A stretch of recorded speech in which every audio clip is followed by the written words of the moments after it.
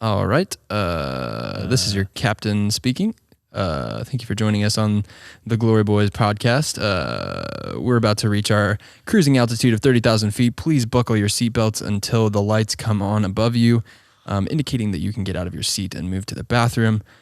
Just kidding. Thank you for joining us on the LIGHTYBOIS podcast. Yeah. My name's Austin. I'm Darren. And today we are talking about an interesting topic. Yeah? Not that the rest of our topics are uninteresting, but it is an interesting topic. We had somebody reach out and ask, how do you balance working for church while also building your business full time? Yeah. We're going to attempt to share with you today how we do that. Yep. Should we roll the intro? Let's roll the intro. Yeah.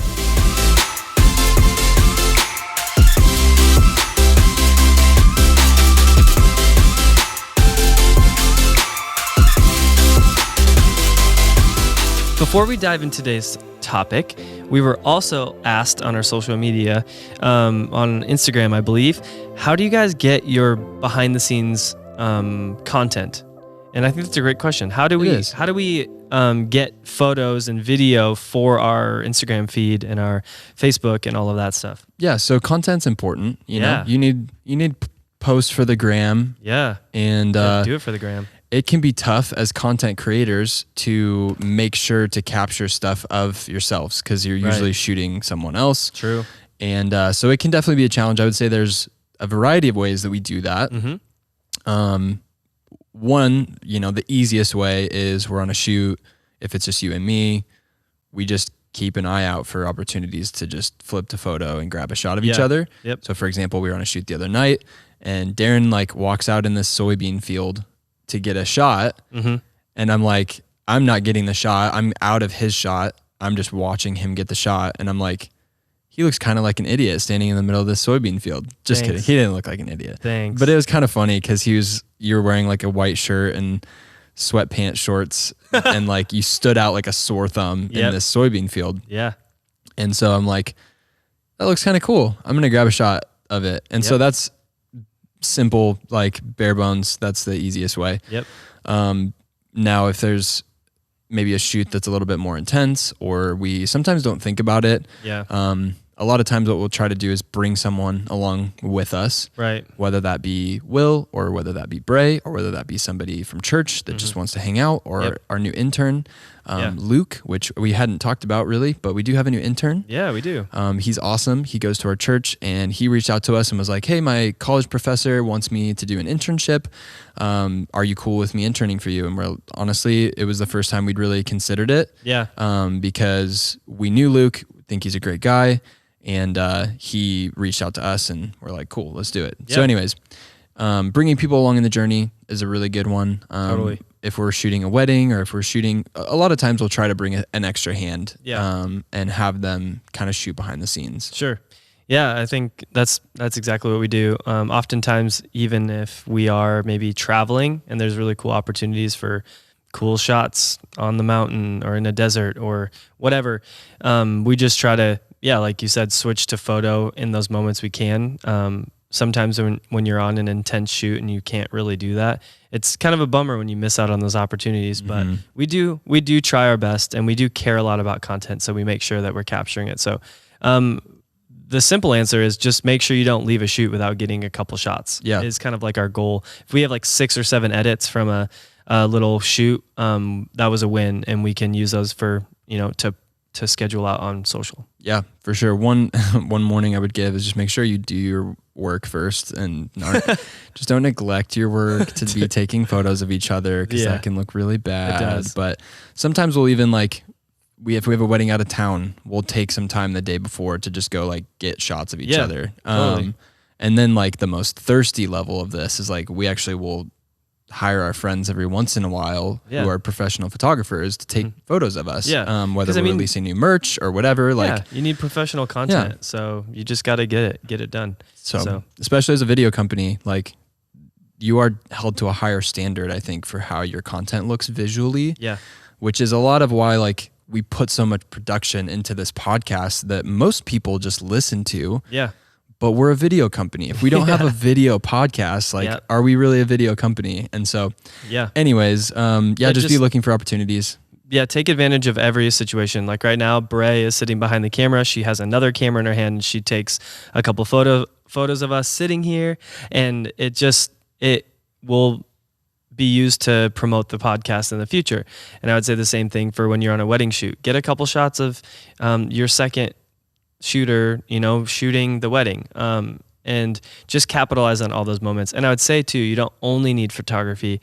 If you are a filmmaker or a production company, you can use stills from your film and put those on your social media platforms, because I think that's really fun too, is to seeing how you color your work. I know a lot of the times we'll take stills and like stack 3 on top of each other, and we'll find 3 stills we really love, and we'll export those stills from Final Cut, and we'll throw them into a little app, like a little grid app, and make those little stacks. And I think people like those. I like those. I like seeing those on filmmakers' pages. Same. So we'll do that too. So we're trying to make a good variety of little video pieces of content, great photography, and we'll take those stills and make those little stacks. Yeah, it's a balance for sure, because you also don't want it to just be a bunch of photos of you, because it doesn't really speak to your work. And totally. So Instagram's an interesting place where it's like, it's a flex platform, but it's also a branding platform. Yeah. So it's a balance. Yep. So anyways, I just thought we'd answer, as we kind of dive into more podcasts and we get questions, we'll just try to answer them as they come along. Yeah. And really just tackle a question or two every time we shoot a podcast to kind of open it up, break the ice. And shall we get into it? Let's do it. Cool. This is an interesting topic. Like I mentioned in the intro, how to work for church and also run your own business. And I think it's important to start this whole thing by explaining our journey quickly. We have an episode obviously that goes in depth on this, but I think you really have to understand that what we do and the way that we do it may not apply to you. Sure. Our church may be different in how it operates than your church might be. Yeah. And it might just be different, the circumstances that came to. Obviously, somebody who asked this is in a similar situation. Yeah. I think there's a lot of people that out there that are in a similar situation where they're serving heavily in church, trying to also build a business. What does that look like? How do you manage that? Totally. And there's a lot of like weirdness that can be introduced to when you're either on staff at church or you're volunteer, whatever. We're not going to really talk about that. So we started serving in church. That was the first thing. Yeah. You were the digital content director when My City Church first planted. So we were there from the plant. I think that's important to note as well, because it's different if you're coming into a well-established church. So we helped plant our church. It was not a church when we met. And we started serving in church really with a passion to build the local church. Yep. And so we really were generous with our time, and still are, because we believe in the mission of building the local church. Yes. And we love our church. We love serving in our church. Absolutely. But I say all of this because I think it's important to understand that we didn't have a company and then tried to get on staff at a church or whatever. Like, I think the order of things does matter in how I would maybe approach this. So we started serving in church first, then we met, we planted our business really out of the church. I think it would kind of sprung out from, we had a lot of church family supporting us, our pastor supporting us. We officed in his basement for the first year of our business. And so it's really interesting, unique circumstances that, again, I don't know how much this would apply to other people, but hopefully this helps maybe frame up how we do this. Yeah. So we helped plant the church. Then out of that, we started our business. And we had so much support from our church family, from our friends. And I think early on, we just really dove into what we felt called to. Yeah, absolutely. And I think there's a really key thing here. The people that we were surrounded by, the people, the leaders in our lives, the pastors, the friends, the good Christian counsel that was surrounding us. I mean, it just really empowered us. You never really had a desire to start your own company, I don't think. I had a pretty tiny little baby company, didn't have any vision for it, didn't really understand what I was doing. I just knew there was something more for me out there. But I think with us meeting, starting Glory Visuals, and having great people around us that help really surround us and help us become better leaders, help us become better visionaries for our own selves, it just started to feel more real. Oh my gosh, we can do this. Like this, we totally can crush this. And it was a beautiful process, and it's been a process. But our church and our church values, like overarching, My City Church exists to lift up Jesus in our city by loving people and empowering leaders in every sphere of life. Well, we were absolutely empowered as leaders. We believed in the house, and we loved our church. We helped plan it. We lift up Jesus every single Sunday in our city. We love Jesus so much. We put everything into serving people so they can encounter Jesus in a powerful way every single Sunday. But then we also empower leaders in every sphere of life. We are just a byproduct of what our church mission and vision is. And so it's not actually that odd or strange that it happened the way that it did. And it's not that odd or strange that now that us having our company now for 3.5 years as this podcast airs, that we are inspiring multiple people in our church to start their own and have a vision for their own life, because we are big leaders that serve a very big God. And I believe that there's very big things out in front of us if we are in his will and in his call. So it's been really beautiful to see the mission and vision really lived out. Yeah, that's good. I love our mission statement so much, like to lift up Jesus in our city by loving people and empowering leaders in every sphere of life. Yeah. And I think that would be one of the first answers I would give to how do you work for church and grow your own business. And honestly, it's felt a lot of the time like they're one and the same. Like it's this marriage of we work out of a church office, but we have a full-time business that provides 3 full-time salaries and 1 part-time salary. Right. So we have to make sure that that stays, because ultimately that's where our livelihood is coming from. But you said empower leaders in every sphere of life. That's part of our mission statement. Yeah. I don't know if we could do it without empowering leaders. I mean, there's over the course of the last few years, we've poured our life into so many people, and people come and go, but we've had the most amazing people just stick around, end up working for us. Bray, Will, end up interning for us. Like there's so many amazing people. And as we just empower leaders, get it. No, don't move. I'm trying to get it away from my face. I don't want you smacking me. If it lands on there, I can get it. Just get it. No way. Oh, I freaking had it. Oh, come on. Oh, dang. Oh, I got it. You got it. I got it. Yeah. Did I kill it? I think I might have just let it go again. I just tried to slap it onto the ground, but I didn't want to get its juices all over my hand. Dang it. That was gross. I could feel it buzzing inside my hand. Flies are disgusting. Yeah, they are. I was talking about empowering leaders. Yeah. When you give generously of your time, and that can be so unintuitive, because the way the world works, we want to hold on to our time. We want to kind of keep our treasures. We don't want to give stuff away. But the way that God's kingdom works is backwards from the way that the world works. And I think that we have always understood that. Yeah. And so we know that if we're generous with our time, if we're pouring into people, if we're giving our time generously to our church, it's going to come back to us tenfold. And that's just like, that's what we've experienced over the last 3.5 years is we've just seen God show up every single time. And so if you would ask us, like, how do you work for a church while also building a business? I would say we operate our business the same way that we operate on our team at church. Our business exists to lift up Jesus in our city and empower leaders in every sphere of life. Like we want to empower our employees to be great business-minded people, to be great leaders, to be great husbands and wives and fathers.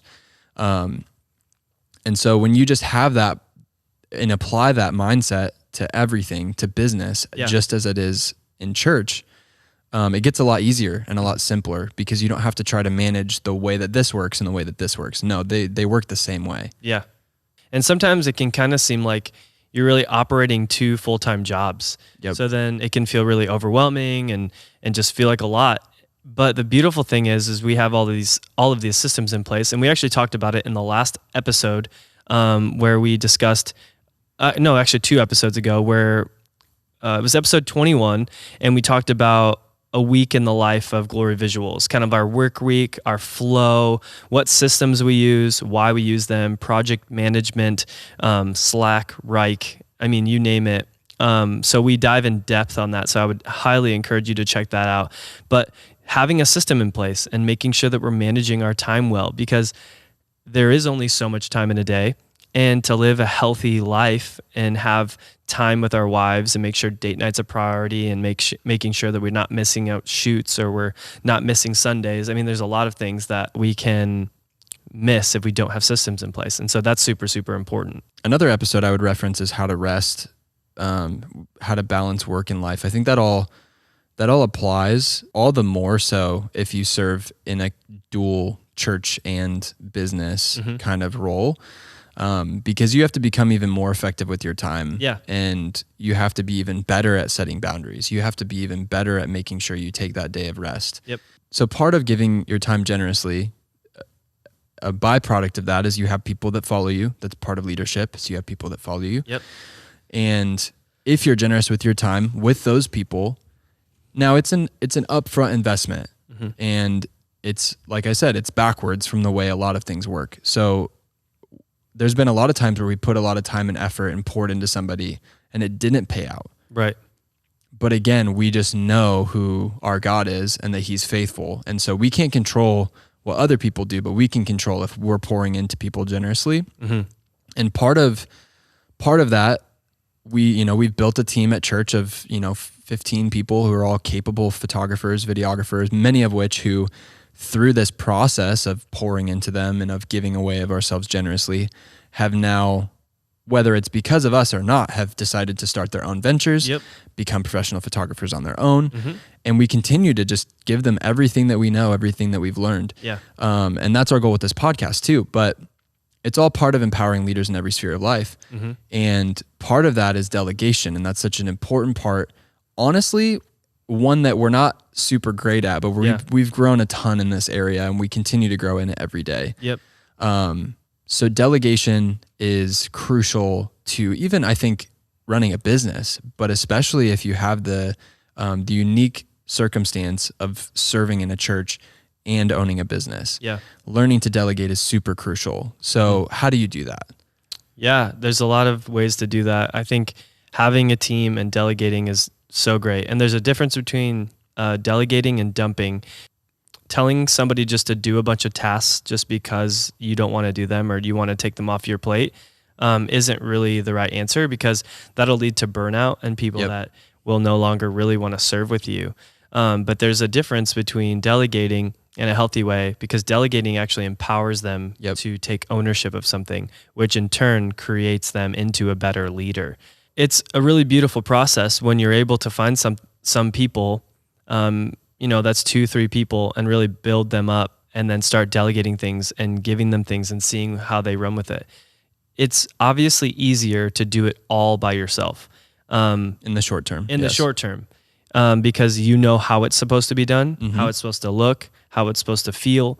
But if you don't delegate, you're going to end up, a year later also in burnout.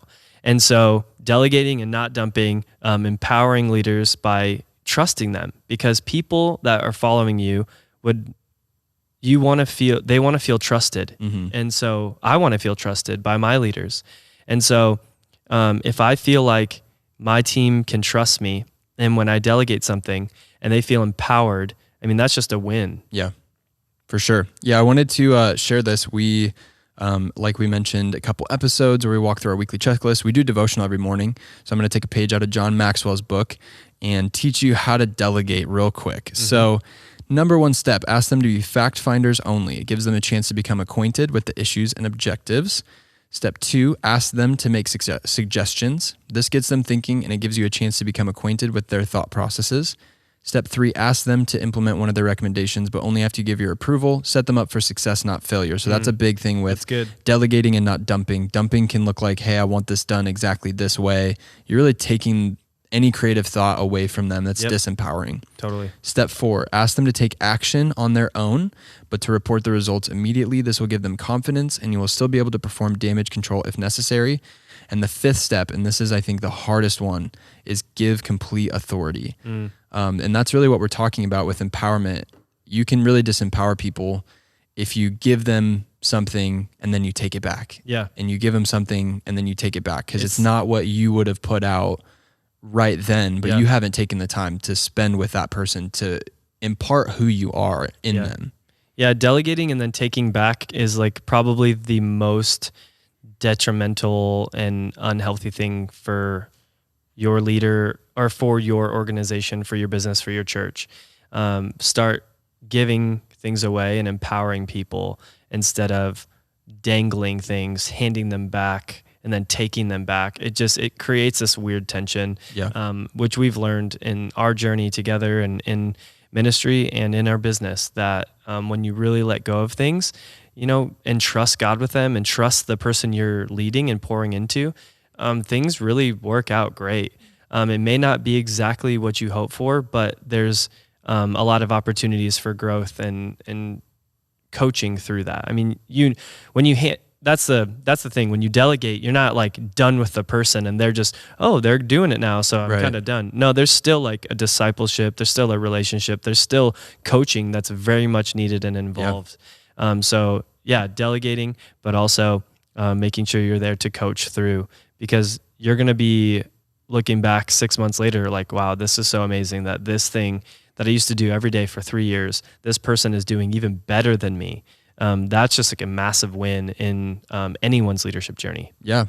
Yeah. And I mean, we've used Bray as an example so many times on this podcast, but she's kind of the success story, if you will, of, at least like right now, she's a great example of someone that during online last year, kind of during COVID, we weren't doing in-person services. We really delegated some big things to her. And it was a process. The delegation, I think, is kind of the start of the process, not the finish. And so she took it and we were able to give her complete authority. And however, like, we kept giving her feedback, kept working with her, showing her how we would have done it, whatever, giving feedback. And then eventually we're like, oh, she does these as good as we do now. Perfect. And then we hired her. So it's like, I don't know. It's it kind of came naturally, I think, because of the mindset that we carry for the house, for being generous with our time, and ultimately it is continuing to come back to us. And so maybe that's an encouragement to you to just go out and give somebody your time. If you have a talent, if you have something to give someone, you don't have to be 10 levels beyond them. If you're one step ahead of them, you can reach back and bring them along in the journey with you.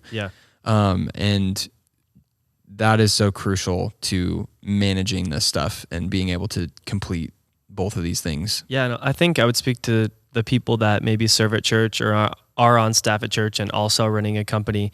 Whatever you are doing, just plant your 2 feet in what you're doing. I think sometimes the overwhelm is brought on upon ourselves because we're actually dabbling here at this church. We're playing worship at this church.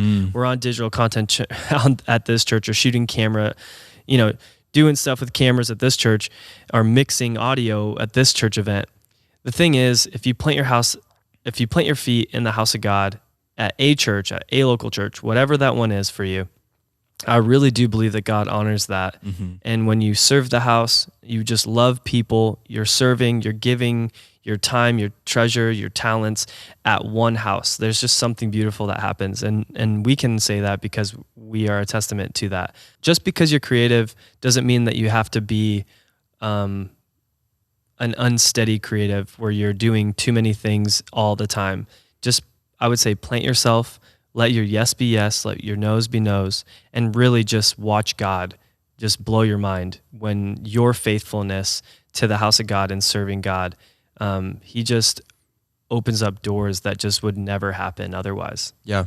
As you do this, as you commit and plant firmly in something, and maybe you already are planted in a local church, you serve in a role, Mm-hmm. and you serve super faithfully.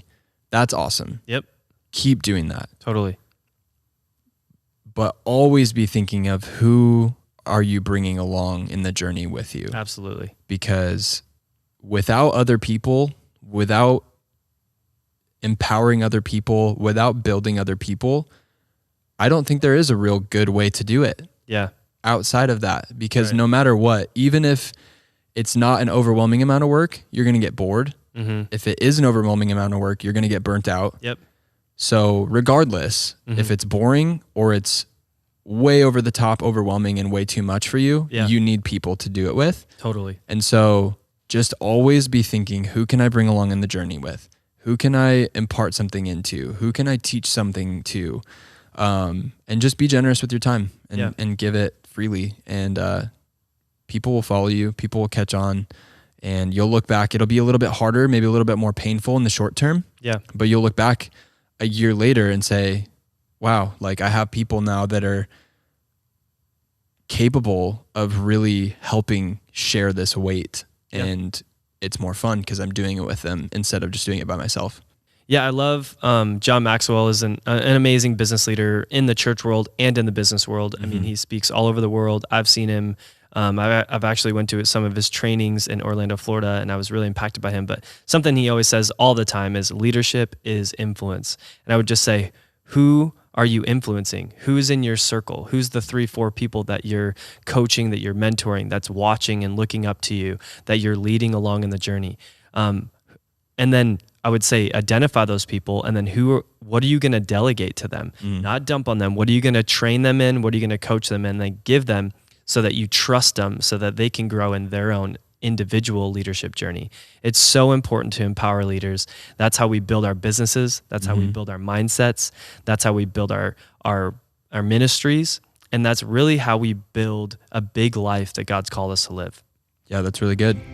Well, thank you so much for joining us today. Hopefully this helped. If you're asking that question, if you're serving in church, if you're running a business at the same time, hopefully this helped you manage that and just really empowered you to live a bigger life. Yeah, absolutely. If you serve in church and you own a business, kudos to you. Heck You're yeah. doing better than you Great think job. you are. Like seriously, it is not an easy task. So don't beat yourself up. You're doing way better than you think you are. And God is smiling down upon you. Amen. And so we're just believing that you will live a life full of joy, that you will empower people, and ultimately that you will find joy in the midst of the grind that can be sometimes. Find joy in the midst of your creative work, and ultimately serve the Lord with gladness and joy in our hearts, because that's what we're called to do. Thank you so much for joining us. We really appreciate it. And if you're watching on YouTube, it would be so awesome of you to click the subscribe button. You don't even have to smash it. You can just click it and hit the bell for notifications. Ding. We post podcasts every Wednesday, content every Friday. So we're always dropping content really just to try to build you, to try to inspire and encourage you to live bigger lives and to lead better. And we're still learning in the journey every single day. So that's right. Thanks so much. If you're on Apple Podcasts, leave us a rating if you're enjoying this content. We'd love to see just all the feedback. It really keeps us going. On this podcast, you know, every time somebody says that they're listening to it or they got something out of it, it gives us so much encouragement to keep doing this. And so thank you so much for all of your feedback, and we'll see you in the next one. See you guys.